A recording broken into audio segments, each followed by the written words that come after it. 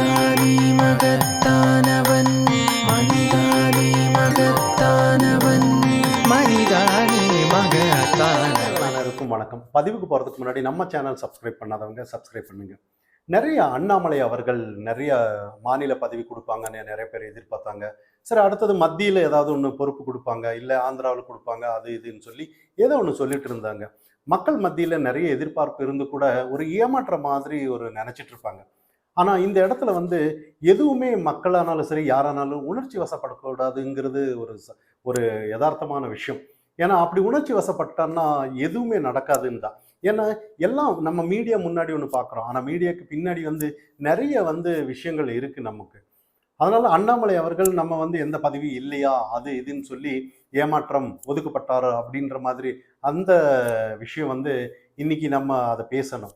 ஏன்னா மோடி எடுத்துக்கிட்ட மோடி அவர்கள் நம்ம எடுத்துக்கலாம்.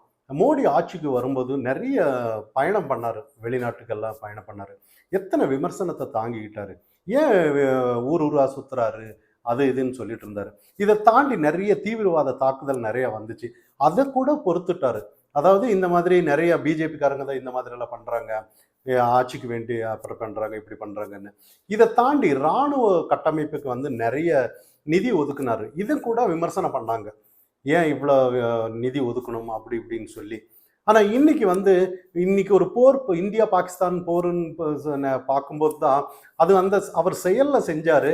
இன்னைக்கு மக்கள் அனைவரும் பார்க்கப்படுறாங்கன்னு நம்ம இந்த இடத்துல பார்க்கப்படணும். உணர்ச்சி வசப்பட்டு இன்னுக்கு கூட நான் செய்யலை, நான் இதை செஞ்சேன் அதை செஞ்சேன் அப்படின்னு சொல்லி இன்னும் கூட சொல்லலை.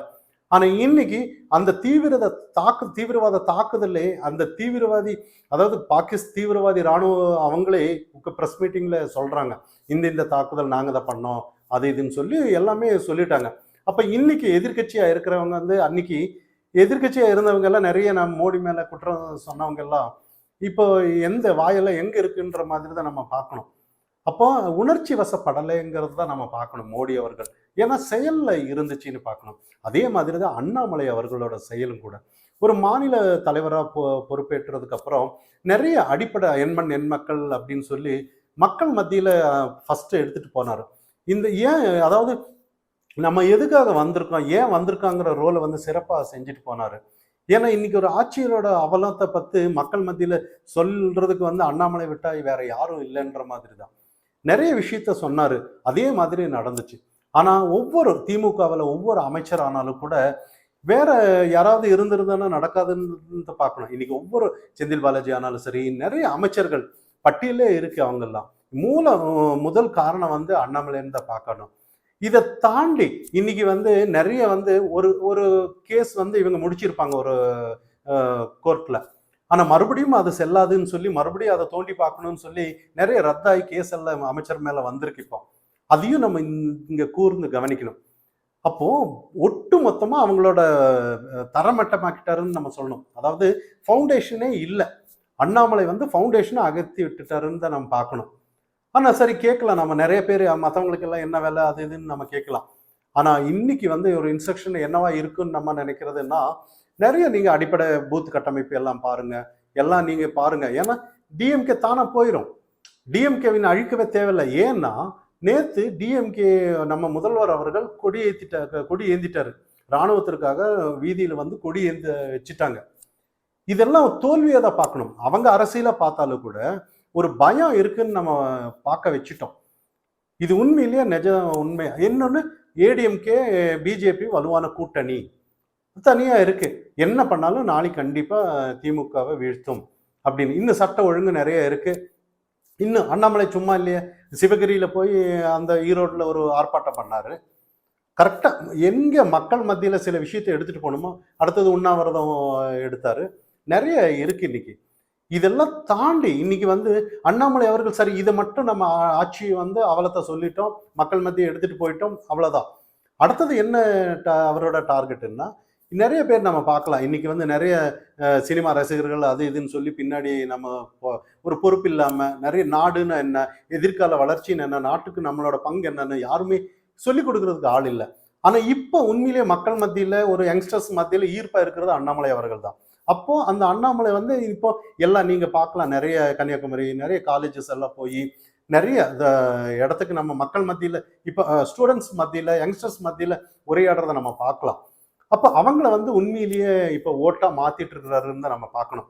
அதாவது அவங்களுக்கு நல்லதையும் சொல்லுவார், நாட்டோட வளர்ச்சியை பற்றி சொல்லுவார், இந்தியானா எப்படி, இந்தியாவோட எக்கனாமி எப்படி, வளர்ச்சி எப்படி போயிட்டு இருக்கு, எல்லாத்தையும் சொல்லி கொடுக்குறாரு. அரசியல் எப்படி, யார் யார் வந்து எப்படி பண்ணுறாங்க, ஏது பண்ணுறாங்க, எல்லாத்தையும் கிளியராக A to Z ஒரு புரிதல் அவங்க உண்டாகிற மாதிரி பேச்சு வேற யாரும் பேசுறதில்ல.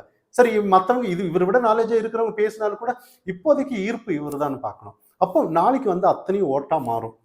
அப்போ இதெல்லாம் பண்ணிட்டு நாளைக்கு வந்து ஏடிஎம்கே தான் ஆட்சியில் அமர்த்தணுமா அப்படிங்கிற ஒரு கேள்வி நம்ம இருக்கு எல்லாருக்கும். ஆனால் இங்கே தான் நம்ம யோசிக்க பார்க்கணும். நிறைய விஷயம் வந்து இன்னைக்கு ஸ்ட்ரைட் ஃபார்வேர்டு தான் பார்க்கணும் அண்ணாமலை அவர்கள். வேற எந்த ஒரு அரசியல்வாதி கூட இங்க தமிழ்நாட்டு அரசியல்வாதிங்க நம்ம பிஜேபியிலே தலைவரானாலும் கூட ஒரு அட்ஜஸ்ட்மெண்ட் இருக்கும். இது ஒரு அரசியல் நாகரிகம் அது இதுன்ற மாதிரி ஒரு சின்ன இது இருக்கும். ஆனா இங்க அண்ணாமலைக்கு அப்படி இல்லை, ஸ்ட்ரைட் அண்ட் ஃபார்வர்டு. அதாவது நல்லதுக்கு நல்லது தான், சமரசமே இல்லைன்ற மாதிரி. அப்ப இந்த இடத்துல தான் நாளைக்கு இப்ப அடுத்தது சப்போஸ் ஏடிஎம்கே இங்க ஆட்சியில இருந்தாலும் கூட அடுத்தது ஏடிஎம்கேவே வளர்த்துட்டு இருக்கிறது பிஜேபியோட வேலையே என்ன இல்லை, பிஜேபி அமரணும். அந்த இடத்துல தான் அண்ணாமலை வருவார். ஏன்னா அந்த இடத்துல தான் அண்ணாமலைக்கு வேலை இருக்கு. ஏன்னா வேற சமரசமே இல்லையே. இப்போ நான் எடுத்துக்காட்டா நம்ம எடுத்துக்கலாம், பிஜேபி வந்து எந்த ஒரு ஒரு ஊழல் லஞ்சம் இந்த மாதிரி எதுவுமே போகாது, அது நாடுன்றது தான் அவங்க இருப்பாங்க. இதை தாண்டி ஒரு வேளை அந்த மாதிரி ஏடிஎம்கேயோ இல்லை இவங்களோட கூட்டணி இருக்கிறவங்க இருந்துட்டா பிரச்சனையே இல்லை, யார் ஆண்டா என்ன இங்க. அப்படி இல்லைன்னா தான் அண்ணாமலை டேஞ்சர் வரும். அவர் யாரானாலும் சரி, கூட்டணி ஆனாலும் யாரானாலும் அவர் எதிர்த்து ஸ்ட்ரைட் ஃபார்வர்டா நீங்க இப்படிதான் சொல்லிட்டு போயிடுவாரு. அப்ப இந்த இடத்துல தான் இதே மற்றவங்க எல்லாம் பேச மாட்டாங்க. நம்மளோட பிஜேபி தலைவர்களானாலும் இந்த சமரசம் இங்க இருக்கு, அட்ஜஸ்ட்மெண்ட் இருக்கும். மூஞ்சி நேரம் இப்படி சொல்லக்கூடாது அது இதுன்ற மாதிரி. அண்ணாமலை அப்படி இல்லைன்றது நம்ம பார்க்கப்படணும். அப்போ என்ன பண்ணாலும் ஏடிஎம்கேக்கு அப்ப நீங்க கேட்கலாம், ஏடிஎம்கே வந்து பிஜேபியோட இருந்தா கொஞ்சம் டேஞ்சர் தான். டேஞ்சர் தான். இப்பவும் இப்போ போகவும் முடியாது, இருக்கவும் முடியாது, என்ன பண்ணாலும் முடியாது. காரணம் என்னன்னா திமுக வீழ்த்தணும், ஆட்சிக்கும் வரணும் நம்ம. ஆனா என்ன பண்ணாலும் பிஜேபியால ஏடிஎம்கேக்கு வந்து லாபமா நஷ்டமான்னு பார்த்தோம்னா இன்னைக்கு லாபம் மாதிரி இருக்கும், ஆனா நாளைக்கு வந்து நஷ்டம்தான். என்ன பண்ணாலும் அவங்க கட்சி வளர்க்கறதுன்னு அவங்களோட முறை. ஆனா இங்க வந்து ஏன் முறை அப்படின்னு சொன்னோம்னா சென்ட்ரல்ல பிஜேபி ஆட்சி இருக்கு, அதனால இங்க பிஜேபி வளர்றதுக்கு ஒரு வாய்ப்பு இருக்குன்னு நம்ம சொல்றோமே ஒழிய இப்ப ஏடிஎம்கே தவறா அப்படி இப்படிங்கிறதுக்காக இல்லை. ஒரு சென்ட்ரல்ல இருக்கும்போது இவங்களுக்கு பவர் கொஞ்சம் ஜாஸ்தியாகும், அதனால வளர்றதுக்கு ஒரு கூடுதல் வாய்ப்பு கிடைக்குங்கிறதுக்காக நம்ம சொல்லப்படுறது. இதனால வந்து நிறைய பேர் வந்து இன்னைக்கு அண்ணாமலை அவர்கள் வந்து ரோல் இல்லை அது இல்லைங்கிறதுல இல்லை, யாருக்கு எந்த ரோல் கொடுக்கணுமோ அது இன்னைக்கு வந்து உணர்ச்சி வசப்பட்டு. ஏன்னா சாதாரண சில விஷயங்கள் டிஎம்கே எதிர்க்கணும், இங்க வேலை இல்லைன்னு பார்க்கணும். இங்க என்ன வேலைன்னா யங்ஸ்டர்ஸை வந்து சரிப்படுத்துற வேலை தான் ஒண்ணு இருக்கே ஒழிய. ஏன்னா நாளைய தலைமுறை மாறிடுச்சுன்னா இங்க வேலையே இல்லை. நாளைக்கு ஒரு தலைமுறை மாறிடுச்சுன்னா அவங்க ஒரு எழுச்சி வந்துருச்சுன்னா இங்க அரசியல்ல வேலையே இல்லையே. அப்ப அதை தான் அவர் பார்த்துட்டு இருக்கிற ஒழிய மேலோட்டமா இப்ப சின்ன சின்ன விஷயங்கள் எல்லாம் நடக்கும், நிறைய விஷயம். அப்ப நீங்க கேட்கலாம், பிஜேபி இப்ப நிறைய சட்ட ஒழுங்கு நிறைய நடந்துட்டு இருக்கு, அப்ப எதிர்க்க வேணாமான்னா அதுக்குதான் இவங்க எல்லாம் இருக்காங்களே. அதாவது ஒவ்வொருத்தருக்கும் ஒவ்வொரு ரோல் தான். இதை தான் அண்ணாமலை அவர்கள் பெர்ஃபெக்டா பண்ணிட்டு இருக்கிறாரு ஒழிய அண்ணாமலையால பிஜேபிக்கு வெளியேற்றிடுவாங்க இல்லை ஏதாவது போயிடுவாங்க இல்லை. ஏன்னா மேல் இடத்துல வந்து யார் யாரு எப்பப்ப எந்தெந்த இடத்துல வைக்கணும்னு சொல்லி சீனியர்ஸ் அவங்களோட அனுபவம், யோகி எல்லாம் எடுத்துங்க, அமித்ஷா எல்லாம் எடுத்துங்க, லேஸ்பட்ட ஆளுங்க கிடையாது அவங்க எல்லாம். அண்ணாமலைங்கிற ஒரு தங்கம்னு சொல்லலாம், அண்ணாமலை 1000ல் ஒருவன் கூட சொல்லலாம். அவரை வந்து யாருமே மிஸ் பண்ண மாட்டாங்க. எந்த இடத்துல சரியான நேரத்துல எடுத்துட்டு வந்து வைக்கணும்னு தான் பார்க்கணுமே ஒழிய அவங்களெல்லாம் அசால்ட்டா விட மாட்டாங்க. இன்னொரு விஷயம், அண்ணாமலையோட நேர்மையான அந்த அரசியல் பின்னாடி யாருமே நிக்க முடியாது, பிஜேபி தவிர யாருமே நிக்க முடியாது.